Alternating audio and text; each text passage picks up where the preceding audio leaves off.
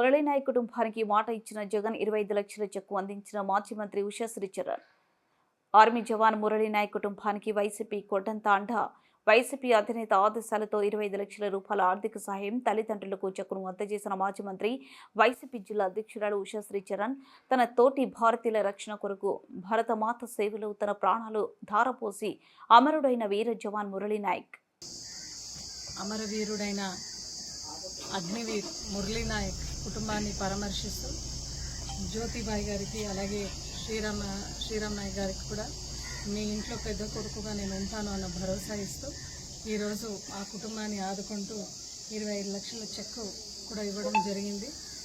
ఎప్పుడు కూడా ఈ వీరుడిని యావత్ భారతదేశం అందరూ కూడా తలుచుకుంటున్నారు.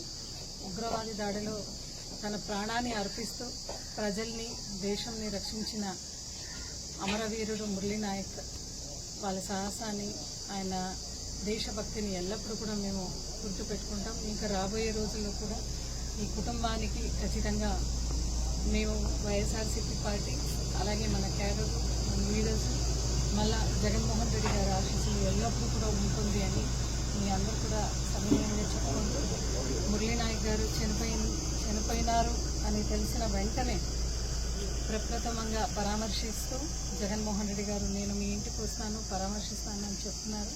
అదేవిధంగా ఆయన ఇక్కడికి వచ్చి పరామర్శించి మాట కూడా ఇచ్చినారు. 25 లక్షల సహాయం మేము కల్పిస్తామని ఈరోజు ఆ మాట మేరకు నెరవేరుస్తూ కుటుంబానికి పెద్ద కొడుకుగా అండగా ఉండడం ఖచ్చితంగా ఉంటాను అనే ఒక మాటని ఆయన నెరవేరుస్తూ, అదేవిధంగా మేమందరూ కూడా ఎల్లప్పుడూ కూడా మీ కుటుంబానికి ఉంటాము అనే ఒక భరోసా అయితే కల్పిస్తున్నాము.